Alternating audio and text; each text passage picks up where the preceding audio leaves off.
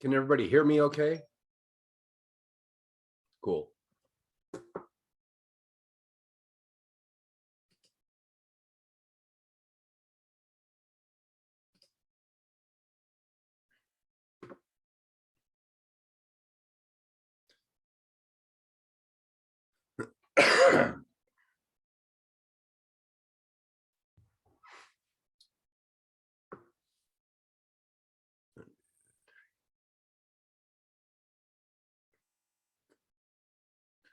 We'll wait another minute. Sure, everybody who's coming has a chance to get here.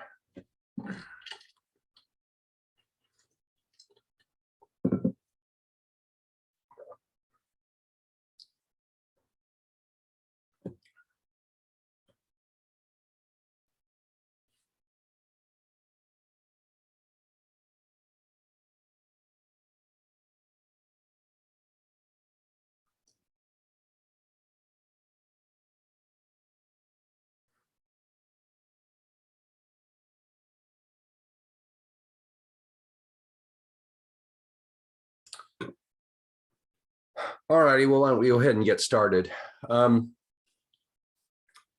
Sorry about doing this via Zoom again today, but I needed to stay close to some liquid to throw down my throat. This is my big day, so lots of talking to today, but I felt substantially better today than I have the last couple days. So I figured one more hunker down day of rest was going to be useful for me before I fly off to New York tomorrow night, which is going to happen. So I'm looking forward to that. I have posted the schedule for the species oral reports. Have you all seen that? So you know when you're going. So cool. That will start a week from Tuesday. Do any of you have any questions about that?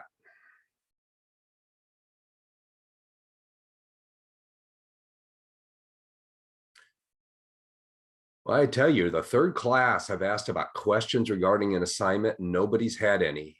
I just must be pretty doggone good. Okay, well, that's great. Do you have any questions about anything else before I get started?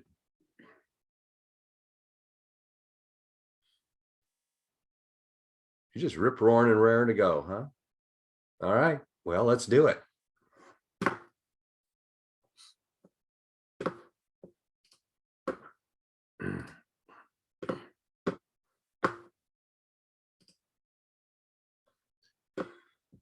And by the way, if you have any questions, I won't be able to see you, so just pipe up.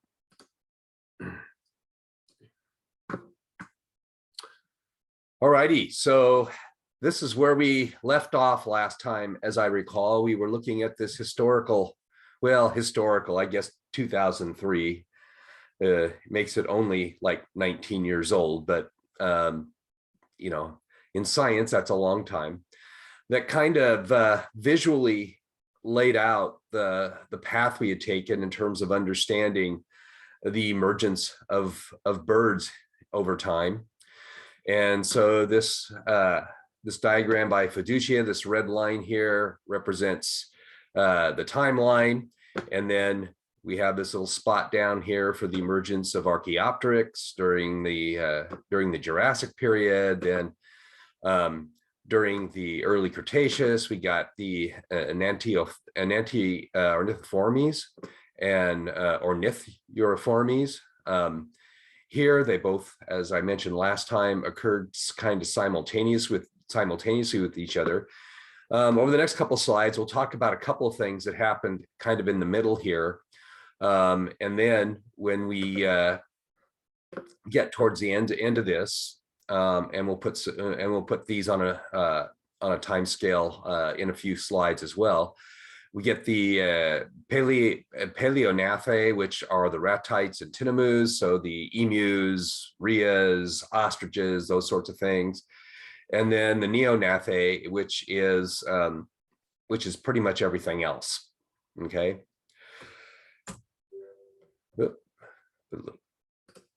All right.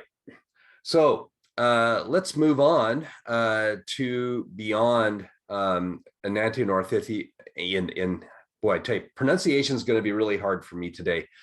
I'm still struggling with the voice a little bit. So Enantiornithes and Enantiornithiformes, goodness gracious, and Ornithiformes. Once we get past that, we get to a little intermediate period, just past when all the dinosaurs and many of these early toothed bird groups got whacked by that gigantic asteroid that crashed into the Gulf of Mexico. And so entering the tertiary period, we had, quite frankly, didn't have a lot of things left. We had a few of these toothed bird groups that made it through, and these groups underwent a pretty substantial adaptive radiation. And you remember we talked about that during our first class meeting, where you get this one group of individuals, and they just kind of evolve in a whole bunch of different directions to fill niches, and there were a lot of niches to fill, because primarily the dinosaurs which filled all those niches were all gone. And so during the Eocene, which was an epoch in the early part of the tertiary period, we had one really unique group of birds that didn't last very long, but they filled an important niche. And these were some very, very large flightless birds. And what they did is they filled some of the carnivore niches, which some of the big dinosaurs filled in prior times. Again, they were flightless. They were very, very heavy body. And the pictures down below represent one example of this, and it's Gastrornis. And they were, and Gastrornis was a North American species that existed during the Eocene. So if we look down at the tertiary right here, and one thing that I will point out, the tertiary has been in more recent years divided into two sections, the Paleogene and the Neogene. Right here, some people consider those subperiods. Some people just actually replace tertiary with these terms, but I think we're going to function using them as subperiods. So we will still refer to this period as the tertiary period. But anyway, during the Eocene epoch, which is right here, we had a whole bunch of these big-bodied birds that were hanging around, and so Gastrornis is an example of that. They were found in North America, very large body, could get up to 7 feet. And they have been considered to be kind of distantly related to the quote unquote fowls. So it would be all the gallinaceous birds, the ground dwelling birds. Another example of this would be Phororhacos. And this was a more slender bodied version of these giant birds. They were present during the Oligocene and into the Pliocene. So the Oligocene here and way up here into the Pliocene. And so a little bit later than Gastrornis, but they were in South America, a little bit lighter build, but they could get up to like 8 feet tall. Just imagine what it would be like to be out, wandering around in some forest someplace and see an 8 foot tall bird. Okay. That would make an ostrich pale. Anyway, so those are a couple of examples of unique birds that evolved quickly following the elimination of the dinosaurs. But again, they didn't last very long. And this is largely because mammals were also developing during this time. And mammals were, quite frankly, probably better suited for some of these niches that the larger birds were filling. One of the things that I'll say about Phororhacos is that they are considered to be related to a group of grassland birds in South America that are called the I guess I should put the bullet point up there, that are called the Sarimas. here's a picture of it right here. They're kind of a long-legged grassland bird. And so they're kind of related to this kind of ugly thing here. All right, so as we move on towards the emergence of our modern day birds, all bird orders except for Passeriformes were present by the end of the Eocene. So Eocene right here. And the passerines came one epoch later. So they emerged during the Oligocene right here. And then finally, most of the modern genera that we have today were present by the middle of the Miocene. So right here. So by the time we get to the middle of the Tertiary, we pretty much have all of our major modern bird taxonomic groups. And so this is about 15 million years ago. So over the next couple of slides, I just want to say something about the development of our understanding of avian taxonomy.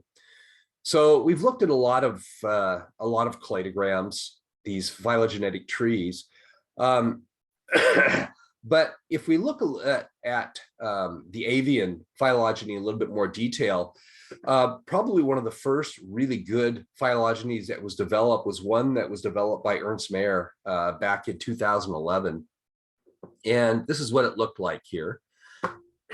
And the thing I want you to note about this is all the question marks. Okay. And what these question marks indicate are regions that are not very well understood, and the phylogeny is generally incomplete and unresolved. So one major group here, if we look at the group of water birds, which is here in gray, you'll see there's a lot of there are a lot of unresolved groups in here, even as recent as 2011. So we're talking only about 11 years ago. And a couple of other groups too. So we look here at the apodoforms. So the swifts and the hummingbirds, they also have been given a closer look, and I'll show you a couple of slides for both of those groups. Now, just 3 years later, within the next 3 years, molecular techniques really exploded, and researchers started to look at phylogenies more from a molecular perspective than a morphological perspective, and I'll address that a little bit more in a bit. So here is a phylogeny that was developed by Jarvis back in 2014, published in Science. And the two groups I have starred here are the groups that I referred to in the previous slide. So here are the apodoforms. So it's really interesting. Jarvis actually reclassifies these from apodoformes, the order apodoformes, calls it Capra-mulgiformes. And to be honest, I'm not exactly sure why. But this is a reclassification. This happens sometimes when people are developing phylogenies, and then how well they're accepted kind of depends on how frequently it's going to get used later on. But so that one particular group, which had formerly been referred to as apodoformes, got reclassified as Capra-mulgiformes. But the most important one are the water birds here. You can see that this whole group here, the classification seems to be fairly complete. So a lot of the unresolved regions of this phylogeny in just the 3 intervening years when they started using more molecular techniques, this group became more fully resolved. And then just a year later, and we looked at this, I showed you this a little bit a couple of lectures ago, this one by Prum in 2015. And by the way, if you didn't pick up on it, Prum is also one of the authors of your textbook. This is now considered to be the best phylogeny, totally based on molecular methods, and is, as far as I know, completely resolved. Okay, And we won't sort through some of the details of it because I don't really have time to do that. But, you know, if you look at, just go back and look at that water group again, you'll see that there's some things have been shaken up there. Some things have been moved around. And quite frankly, throughout the phylogeny, you know, for example, you know, the parrots used to be next to the birds of prey, but they're not anymore. And so looking at the DNA structure of birds has really changed how we view the taxonomic ordering of things. I want to say a couple of words about flightlessness in birds. I briefly mentioned this last time when we were looking at some of the extinct groups of birds that exhibit flightlessness. But flightlessness has actually evolved a whole bunch of times throughout the avian phylogeny. And in fact, flightlessness has appeared in 13 different orders of birds. The common fact for the evolution of flightlessness in all cases is that they all come from a flying ancestor. And again, you know, you can look to some of the skeletal elements that even the flightless birds possess that are unnecessary for a bird that is flightless, which is strongly suggested that the bird had its origins in a flighted ancestor. So the thing that generally appears to drive the evolution of flightlessness in almost all cases is that you get a group of birds that becomes isolated. Okay, so isolation. And then also there is an absence of terrestrial predators. And so if you consider flight to be one of the major adaptations to escape predation, if there are no major predators, then the need for flight is lessened. So the argument would be that under these circumstances, there really is no selective advantage to being able to fly. And there is probably some selective advantage to not having to spend all of your energetic currency on the ability to fly. Because you'll remember last time,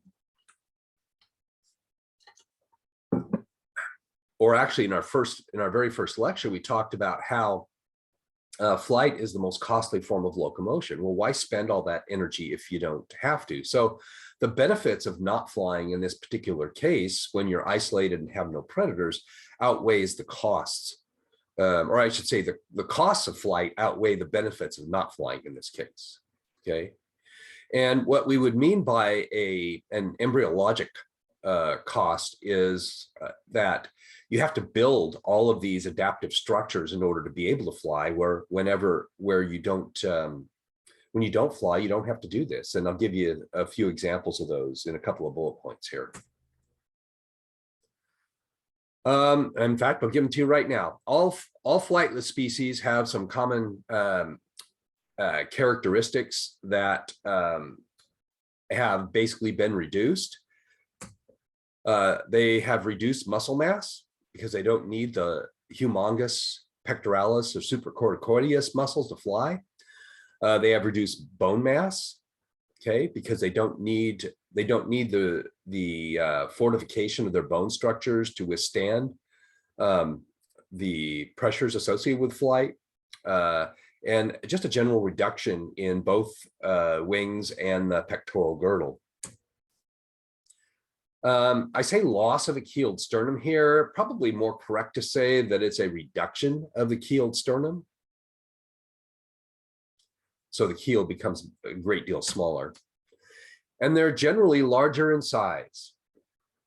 Okay, so in order that don't have to sit here and listen to myself talk to a screen for this entire lecture, I'm going to ask you a question. I would like somebody to try to answer it for me. What would be the advantage to having a larger size when you become flightless? And if you think you have an answer, just speak up.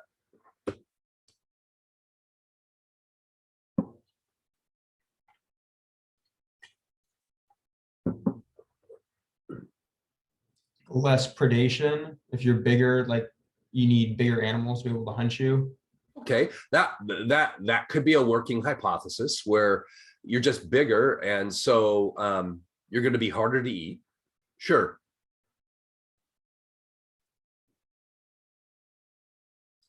Think about things that you might know physiologically that are associated with body size.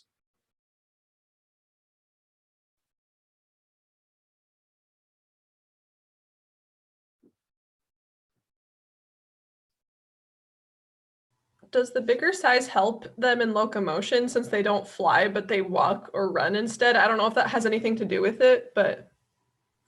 Probably not, because if you're heavier, it would also require you to propel that extra weight. And so there probably would be a cost to that. Does it have something to do with their diet? Well, I'm sure it does have something to do with their diet. Not flying probably does restrict their diet a little bit. That's not quite the answer I'm looking for.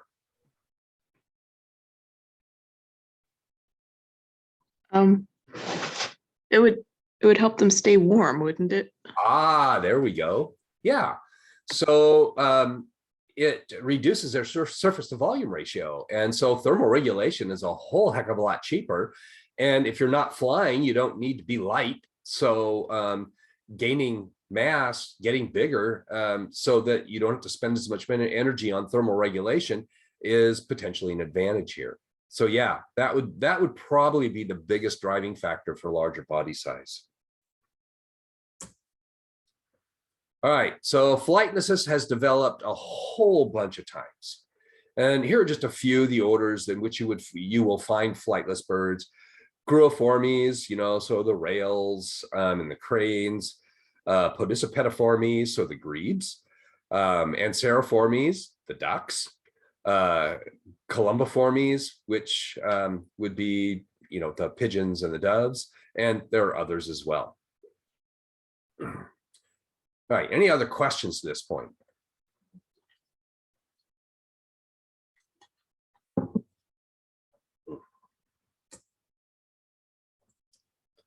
All right, so let's just say a few final words about systematics in general. We've talked a lot about the process of cladistics, but let's kind of formally define what systematics are. I define it here basically as being a science that deals with the classification or taxonomy of birds, but that makes it course specific.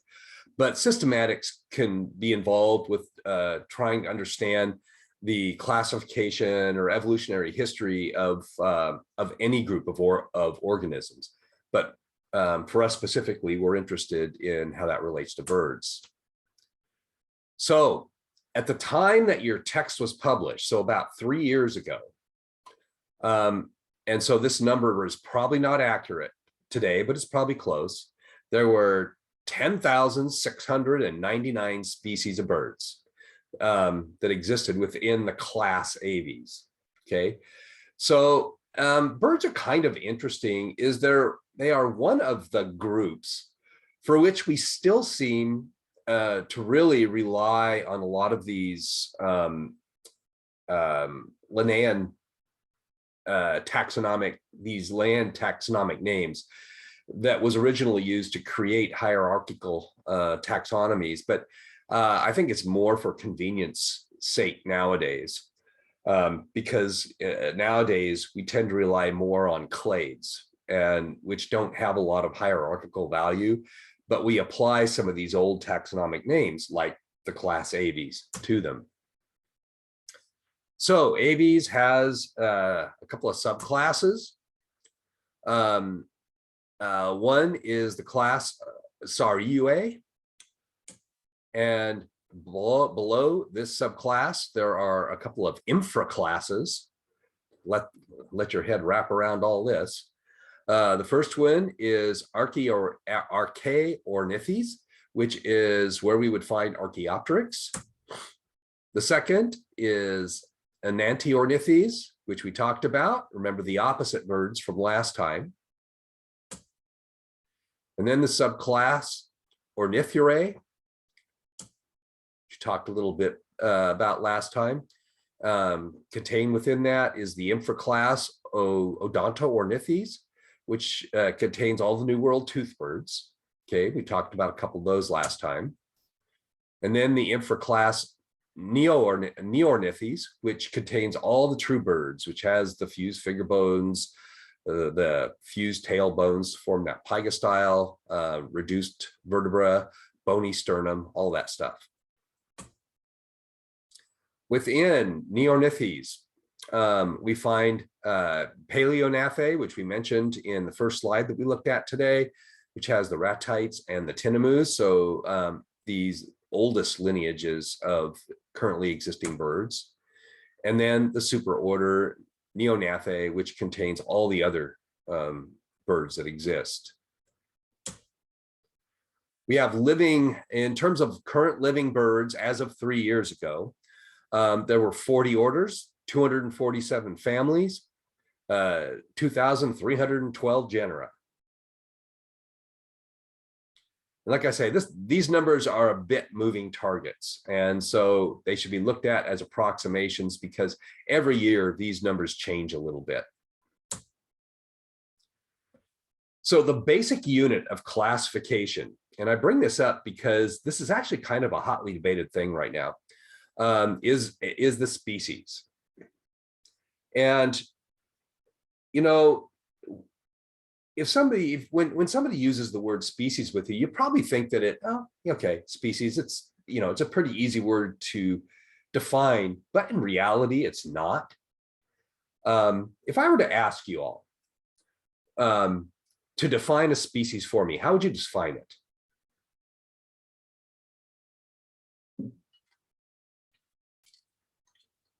That was a question.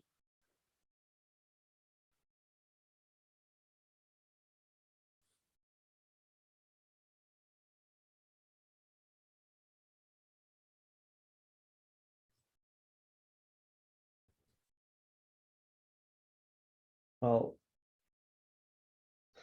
taxonomically, it's like a group that cannot produce fertile offspring with any other group, but that's not always true. So,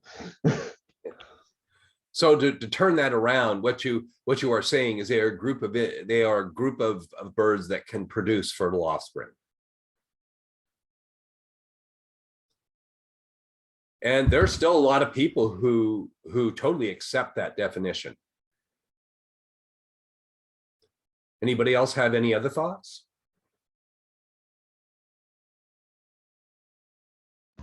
A group that has features that no other group has. Okay, so a group of very similar looking, or a group of individuals that all have the same characteristics or very similar characteristics. Okay. Anybody want to offer anything else? Or is there anything else to offer? I know scientists often use molecular barcodes to identify species. Okay, so how would you put that into the form of a definition?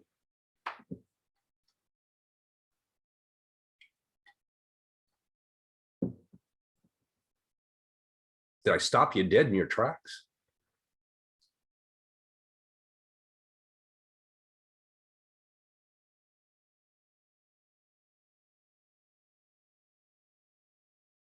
I know it can be really hard to even find what molecular barcodes to use to classify species. So that's why I'm like, So would it be fair to say then that that a species would be individuals that have the most similar genetic structure? you could say that. I did. Okay, so Actually, there are a whole bunch of different definitions of species out there, and I think I did this in. I'm sure I did this when I taught evolution last year. I think I went over like I provided information on like about 7 different definitions of species. It's actually kind of ridiculous. But the one that we are all most familiar with is what's called the biological species concept. And that was our first definition that you guys offered. A species is a group of similar looking individuals that can interbreed successfully and produce fertile offspring. All right. Big problem with this definition is there's a lot of organisms out there that don't really sexually reproduce, that it kind of excludes because they can't fit this definition. And then another one that has really gotten a lot of play with the explosion of our molecular techniques of phylogeny is the phylogenetic species concept, or another thing it's called is the evolutionary species concept. And this is species are based on phylogenetic history, and this gets into the similarity of their genetics, really more than anything else. So the idea of genetic barcoding would come into play here. And really what this boils down to is when you build your phylogenetic history, your phylogenetic tree, when you get to the point where you can no longer genetically separate a group of organisms that would be at the very tip of the phylogenetic tree, then you have resolved a species at that point, and has nothing to do with reproduction whatsoever. And so whether or not 2 groups of individuals can hybridize or not hybridize, produce fertile offspring, not produce fertile offspring, really has nothing to do with it. Okay. And this also has some flaws, because there really is it's not really clear how selection can make use of that. It's much more clear how selection can make use of the biological species concept.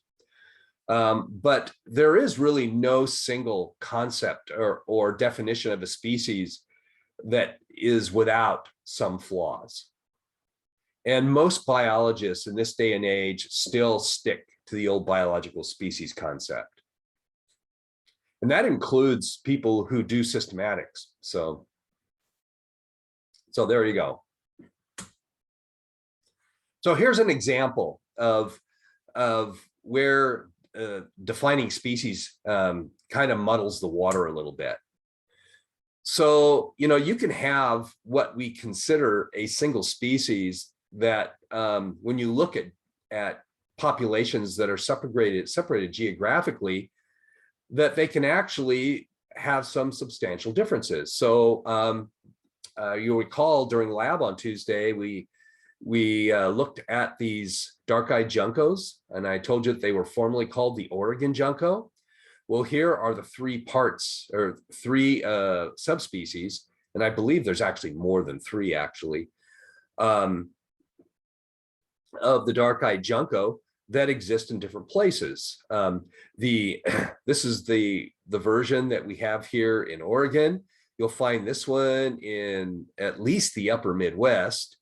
You'll find this one back east. And they are all the same genus species, but they are different subspecies. And this is based on molecular similarity between these 3 groups of birds, and not just their outward appearance. If you were applying the phylogenetic species concept to these 3 groups, you probably would still consider them separate species. And so this delineation between a full species and subspecies, it's a real gray line many times, and can actually be pretty arbitrary. And then when you look at people who deal with this, with trying to decide what side of the line a subspecies is on, whether it is actually a full species or it is truly just a subspecies, is really more a philosophical thing than something where you can really make a clear-cut decision. And there are two primary groups of people, two schools of thought on this, and we fondly refer to them as the lumpers, which are people who tend to group similar forms into a single species, such as our dark-eyed junco here. And then there are the splitters, who you would all love because they are the ones who want to make your life list as easy to get big as possible, because they probably tend more to lean towards the phylogenetic species concept, because they want to create new species even when there are only minor variations between populations. And so this is an ongoing debate. And if you're ever interested in the discussions for this, you should go look at the conversations that go on amongst those in the records committee of the American Ornithological Society, because they actually publish these things, and it's really interesting how they work through trying to decide whether something deserves full species status or not.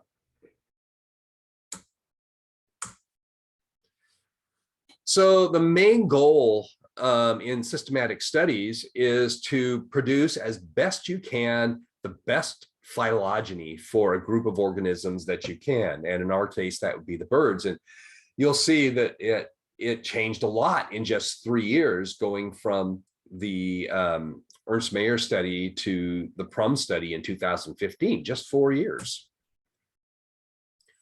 Historically, phylogenies were based primarily on morphological characteristics, things you could see. And this is before they even knew anything about genes or genetic structure. When Darwin took his voyage, when he separated things, that was what he had to lean on. He had to lean on morphology primarily. And when we start looking at classifying fossils, often that's what we still have to do, because what we have left is bone structure mostly. Although, at least from some more recent fossils, we've gotten better at extracting some form of DNA from them. If the fossilization occurred in the proper conditions. So when you're using morphological characteristics to build a phylogeny, it is important that you establish your relatedness between organisms only using these derived or apomorphic characters, okay? If you use these plesiomorphic or primitive characters, then you have no granularity to your phylogeny at all, and it's really hard to tell what the relationships actually are.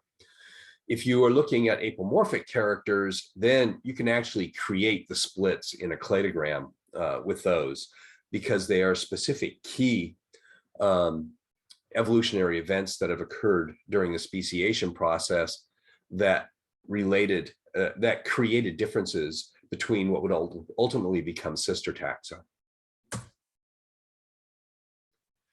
So if two birds share a derived or apomorphic character, then you can operate under the assumption that they have a fairly recent common ancestor,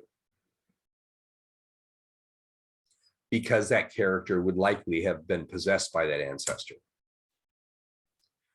Cladistics, we've already talked about, is the primary method that biologists use in this day and age to develop phylogenies. Remember that it requires a bifurcation. If you have anything other than a bifurcation, then the phylogeny is unresolved. The phylogenetic tree that is produced from this is referred to as a cladogram, and a totally resolved cladogram is considered to be an accurate representation, or as accurate as possible representation, of the evolutionary history of that particular taxon. But it's not perfect. when you are employing cladistics in a phylogenetic analysis, the traits that you use to build the phylogeny, and nobody ever uses every trait that's possible. The trait that you use make a difference. So for example, if I'm going to go out and build a phylogeny, you know, of ducks, okay, and you know, I use traits that are associated with the bill, but somebody else comes along and use traits that are associated with the feet, we may have a substantial amount of similarity in our phylogenies, but there will be differences because the characters will cause the phylogeny to line out in a different manner. Okay. And so if you'll recall, and I should have pointed this out back when we were looking at the Mayer phylogeny, the Mayer phylogeny back in 2011 was at that time the best case, what was referred to as a consensus phylogeny. And what we mean by a consensus phylogeny is that Mayer went out and looked at all the bird phylogenies that were available at the time, built a phylogeny where all of the clades that everybody agreed on were put in there, and then did the best that he could with those that had broad disagreement. And this is where the lack of resolution comes in, is in these regions where people who were doing phylogenetic work on birds just did not have enough agreement to come to some sort of a consensus.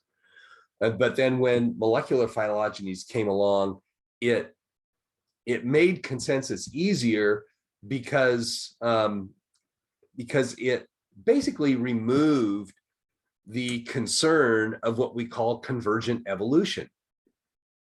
And that is that morphology is what we call is plastic. In other words, it's easily changed. And I'll give you an example of that in a couple of slides. But changing the shape of an organism is a whole heck of a lot easier than changing the genetic structure of an organism.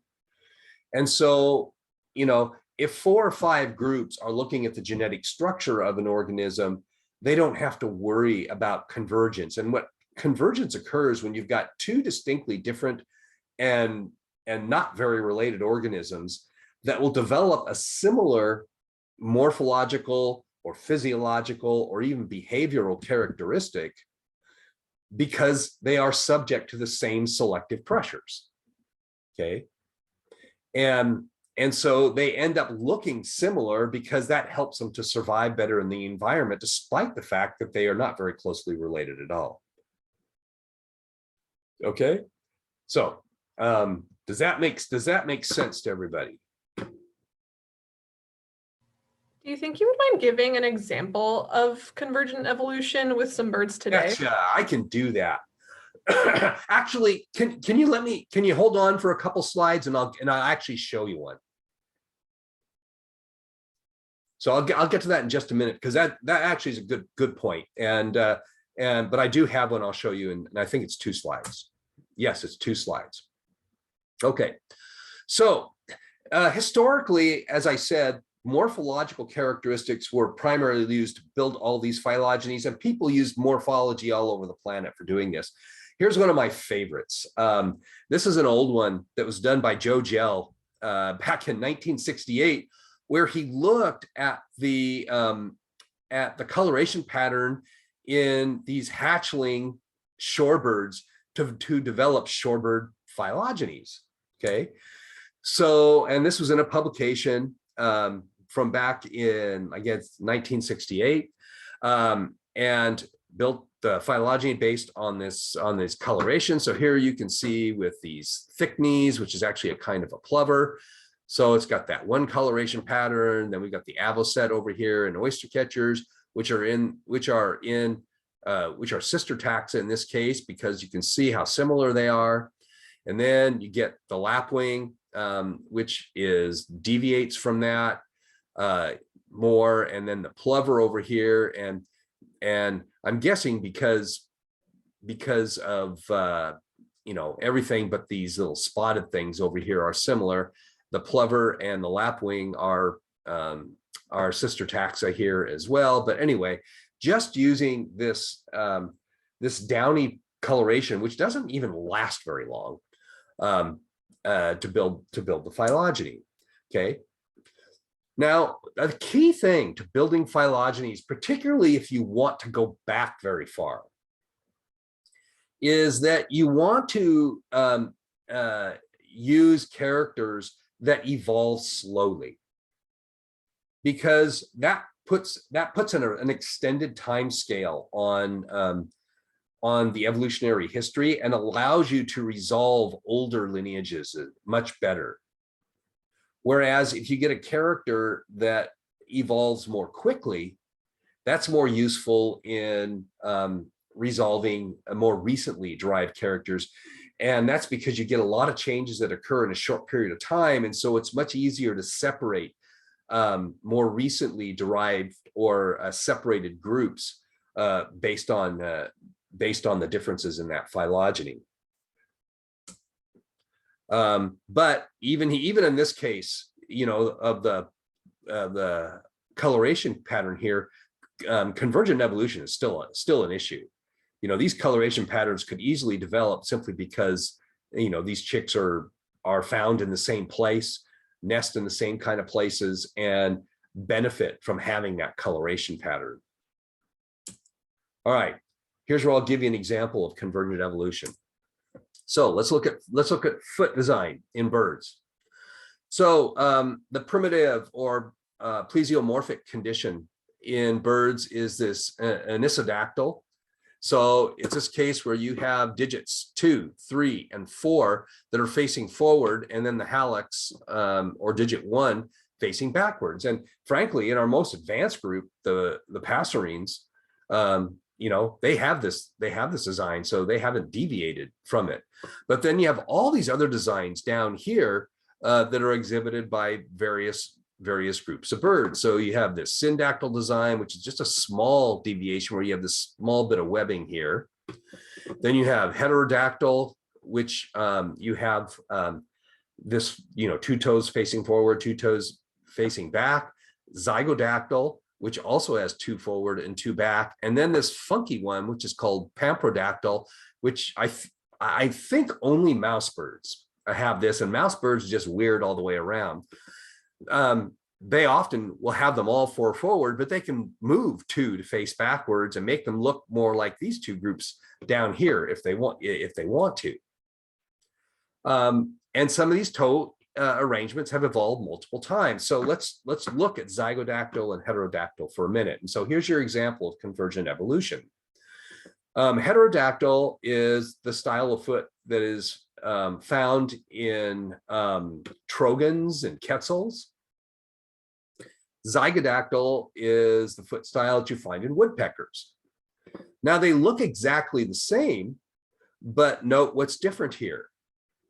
In the zygodactyl foot, on pointing forward, you have digit 2 on the left and digit 3 on the right.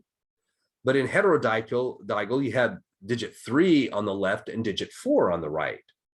So while the foot design is the same, how the digits are ordered in these feet are different, which implies a different evolutionary origin from one another. And so the thought is that having this kind of a foot design makes it really good for grabbing on to the sides of like tree trunks and stuff like that. And so if both these birds have a need for doing that, the foot design is probably good for both of them, which is why they developed it.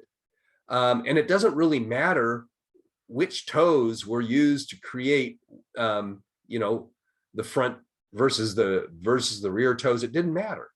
Okay. And so if selection drives the development of this design in 2 separate groups of birds, it's not going to happen exactly the same way on all occasions. Okay. And so if you if you were creating a phylogeny based on morphology alone, you might look at foot structure here and say woodpeckers and trogons and quetzals should all be in the same group, but they are not even close to one another. Did that answer your question?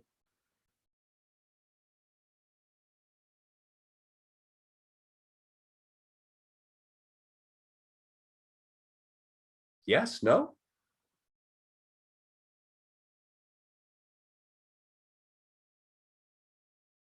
Did that make clear what I mean by convergent evolution?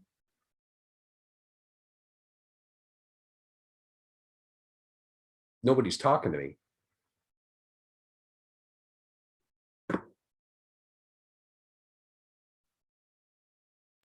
It's clear. Okay, thank you. I can't see any of you right now, so I was about to unmask you all to make sure I was still not talking to just myself. Okay, so anyway, and convergent evolution can extend to beyond even a narrow taxon as well. You all probably remember, and at least I assume that they still use this as an example in most Gen Bio textbooks. You know, they'll look at things like dorsal fin in sharks and dolphins, whereas they look very similar, but their genetic origin is distinctly different, but they look similar because they serve a similar role, even though the organisms which possess those features are not even close to one another. Okay, in general, in this day and age, morphological phylogenies are considered far less reliable than molecular phylogenies, and so they're not used except when it's absolutely necessary anymore. So the thing about molecular phylogenies is that we've gotten so good at producing these things is that we can produce phylogenies really, really quickly, and it's even getting cheaper to do. And the molecular phylogenies has allowed us to really test a lot of the phylogenetic ideas that were developed using morphologies, and a lot of times those ideas have been thrown out and new ideas created because of some dramatic differences between molecular and morphological phylogenetic trees. Okay, and just like morphological characters, knowing what genes evolve quickly versus what evolves slowly can really help us work on different components of the phylogeny. So if you get a faster evolving gene, such as mitochondrial DNA, okay, then that can be useful for separating closely related species because you get small differences that occur over a short period of time. Okay, but if you want to resolve some of the deeper branches in a phylogeny, some of the ones that occurred a long time ago, then you want more slowly evolving genes, and so then you're going to get into the nuclear DNA and start looking at things there, because the differences accumulate over a much longer period of time. Does that kind of make sense to everybody?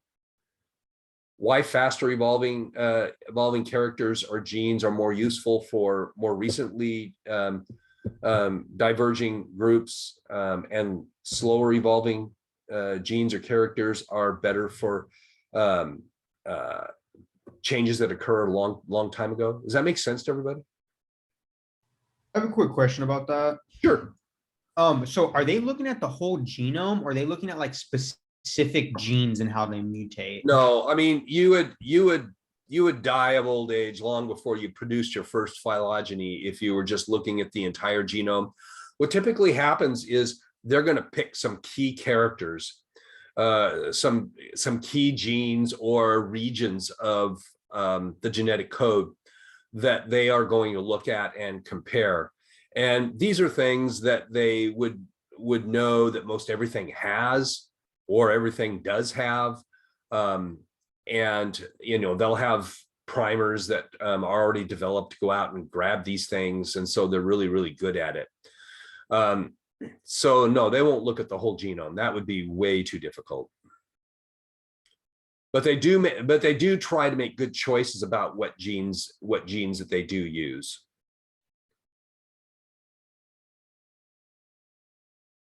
Anything else?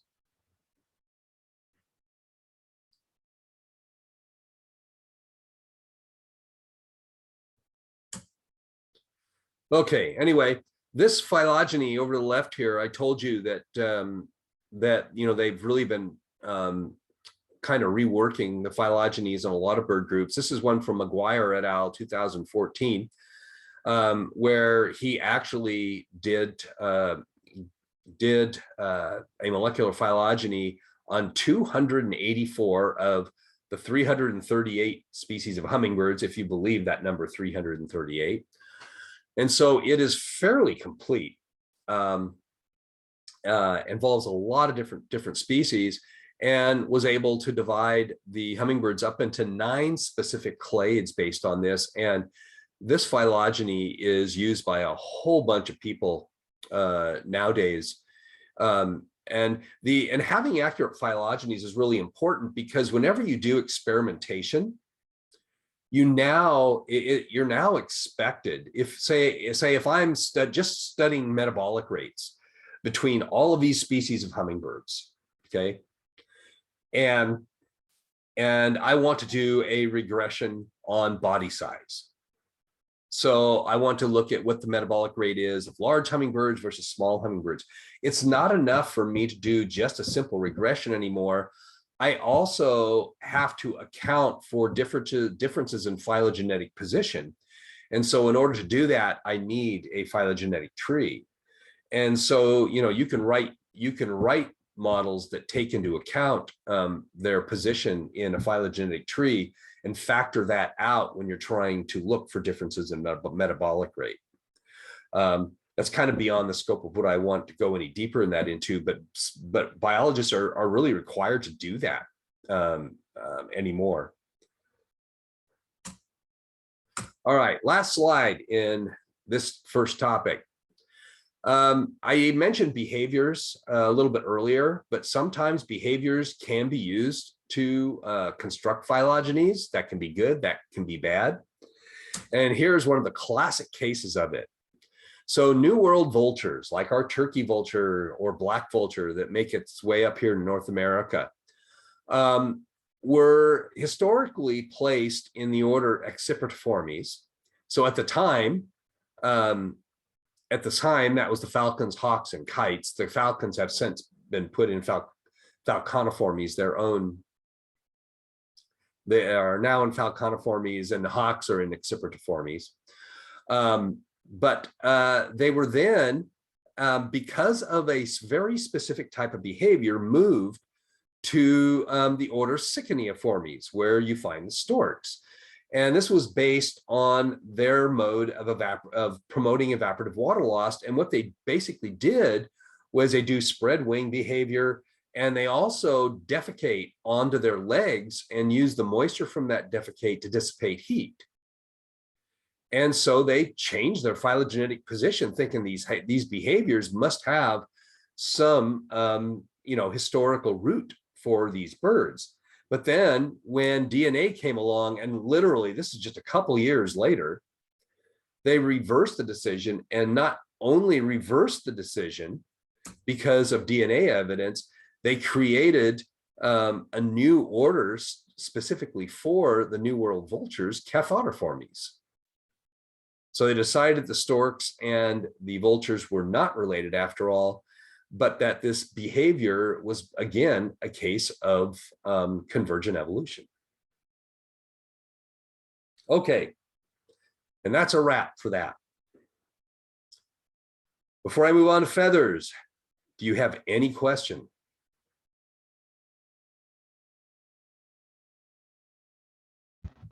Why would they decide to separate it just because of one behavior they found being different?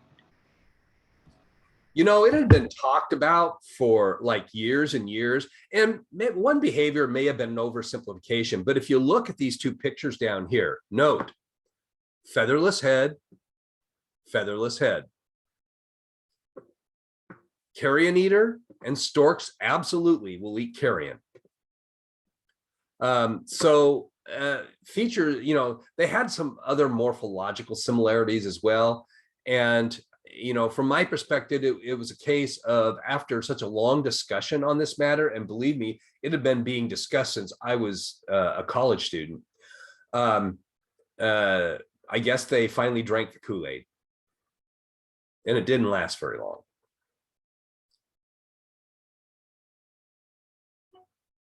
Anything else? All righty. Feathers. Can't talk about birds without talking about feathers. So, and we mentioned this last time, feathers are made of beta carotene, which is a really, really durable protein. Okay, just like the scales on reptiles. So what I am showing here is a typical body feather. And actually, it is a large typical body feather, more correctly called a flight feather. But these feathers fall into a group of feathers that we call contour feathers. Contour feathers have a very distinct characteristic. They have a long central shaft. So if you look at this feather right here, all the way down the middle, they have this central shaft. And then emerging from the upper portion of the shaft is a flat vein.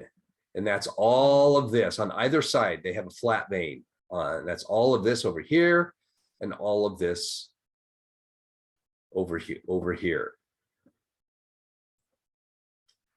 Now, the portion of the shaft that is not connected to the vein is what we refer to as the calamus or quill. So if you've ever heard of a quill pen, all a quill pen is that you've taken one of these big feathers, you've got a hole in the tip of it, you dip it in ink to get some ink up into that hole, and you use it to write. And voila, you have a quill pen. And the feathers work well for that because they are hollow at the end. The shaft that's connected to the vein is what we refer to as the rachis. So this portion right here. And for the most part, those are the parts of a contour feather. So the calamus of a feather, its function, at least when the bird still owns it, is to basically anchor the feather into the skin, and it gets anchored into the skin into a hole that's called the follicle. And that little hole, it goes into the skin surface and acts as a place where the feather can be held in place. Now, the vein consists of lateral branches that are referred to as barbs. And so if we look at this diagram down here, here is the rachis, and then the barb is going to be the complete structure which laterally emerges from the rachis. Now, each barb is divided into 3 separate components, or up to 3 separate components. Okay, first you have a central axis right here that is called the ramus, and it tends to be somewhat flattened. Then extending laterally from the ramus are structures that are called barbules. One additional feature that each of these barbs can have is that on the barbules you can have hooks, and you can see the hooks like right there, right here, that are coming up off the barbules, and we refer to these as barbicils. And the function of these barbicils is to allow adjacent barbs to interlock with each other. So if I were in class today, I would have brought in a real feather. I would have separated the barbs in 2 places to where you could have seen some space in between them, then I would have just run my hand up the barb and they would have locked right back up because of those barbicils. This is one of the things that the birds are doing when they preen, is to fix any gaps in the feathers where the barbs have become separated. Here's just a larger picture of the anatomy of a barb. So this here is the rachis. Here is the ramus again. This is a barb right here, or a barbule, pardon me. Okay, and these are the barbicils that are coming off the barbule. And you can see how they're hooking together right here.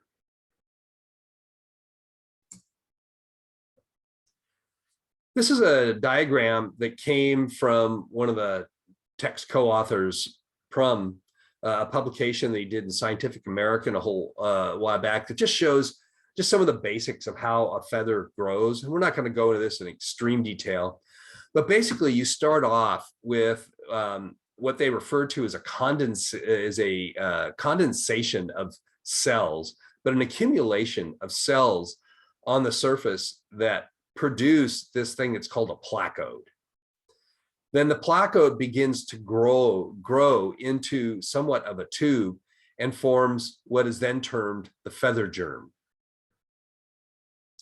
As the feather germ extends, then you get a series of cells that are going to grow around it to form the follicle.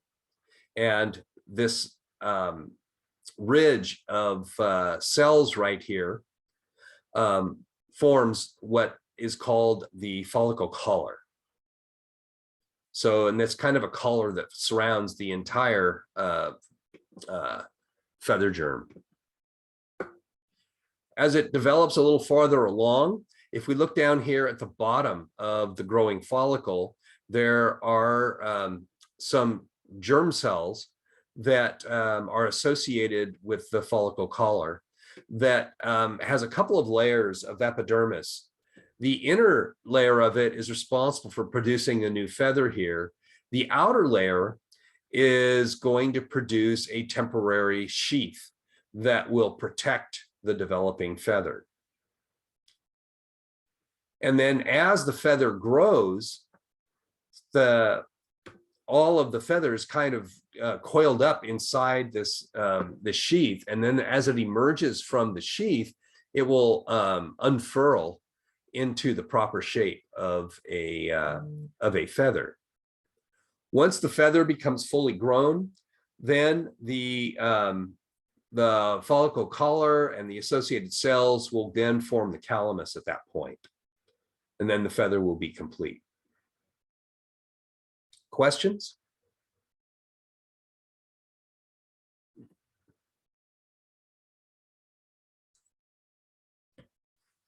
This here is a diagram from your text, which illustrates at least one of the theories of avian evolution. And this is probably largely based on some of the different variations of feathers they found in the fossil record. But, you know, it begins with the formation of a follicle collar arising for some reason. This would have been a novelty. And then out of that, you're going to get that feather germ that's going to grow. And early on, that probably was all that became of it.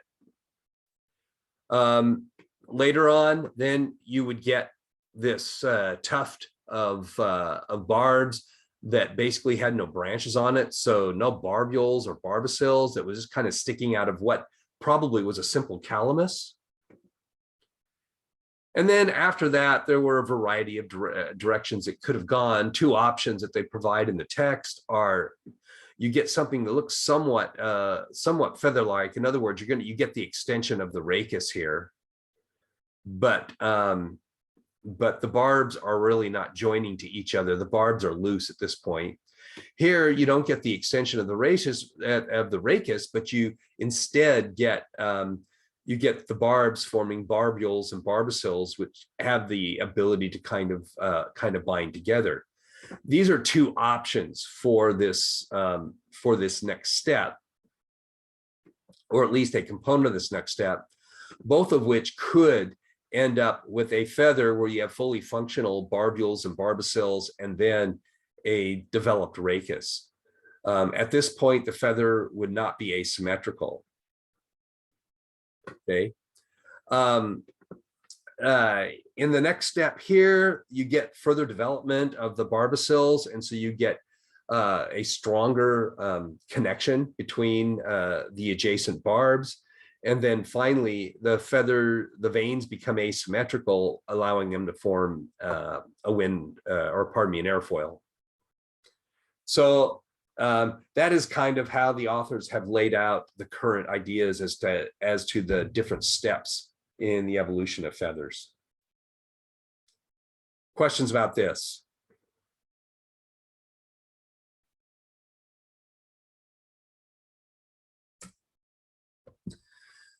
Feathers over time have diversified a whole heck of a lot.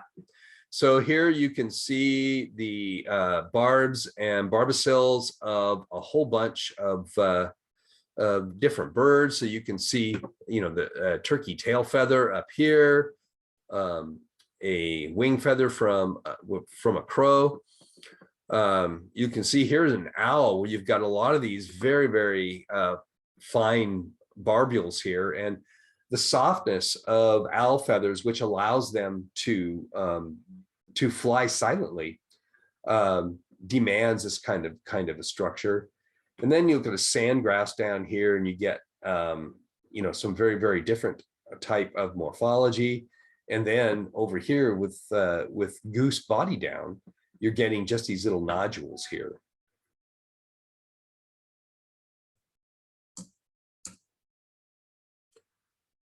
So the structure of barbules and barbicils, for that matter, can differ not only between species, but it can differ between feather types. And birds have a variety of feather types, as we'll see before we're done with this topic. And you'll see, so the top left here, you have a turkey contour feather. And down here, you have a contour feather from ducks. And you'll see the turkey actually has a very distinctly different structure for its barbules than does the ducks. It looks much more hook-like than the ducks do. And then you can look at the golden pheasant feathers here, and you see virtually no barbicils whatsoever. And my guess is this feather is probably more designed for ornamentation.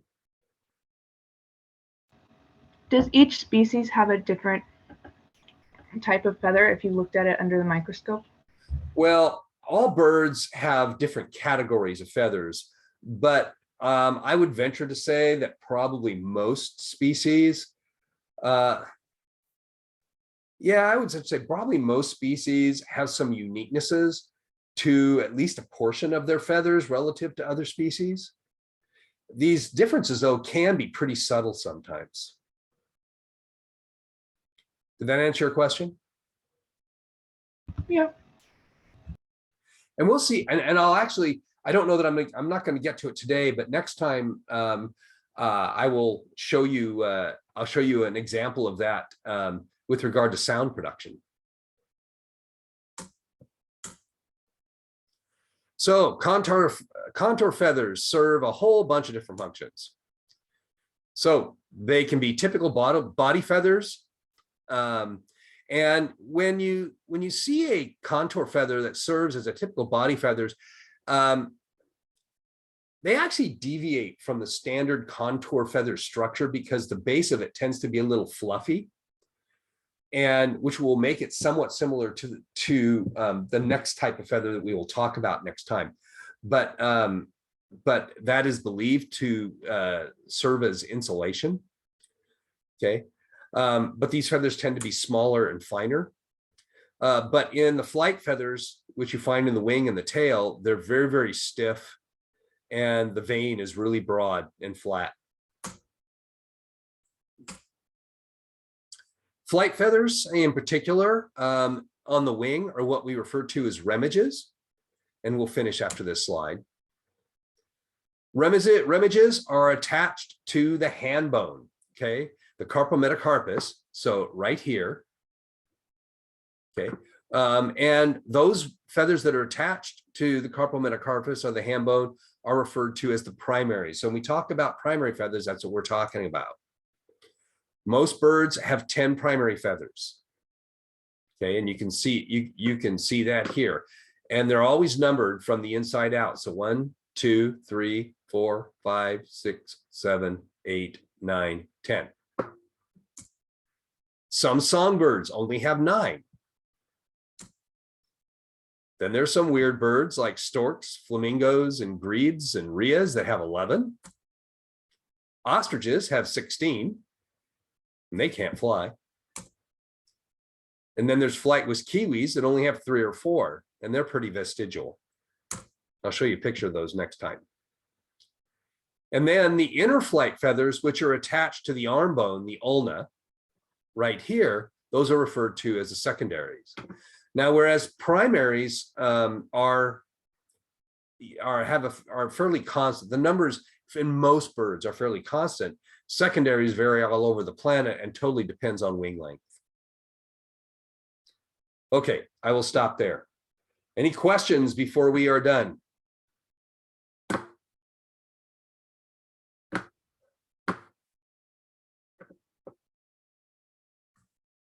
So do the purposes of the primaries and secondaries, are they the same kind of thing, or are they used differently in some birds?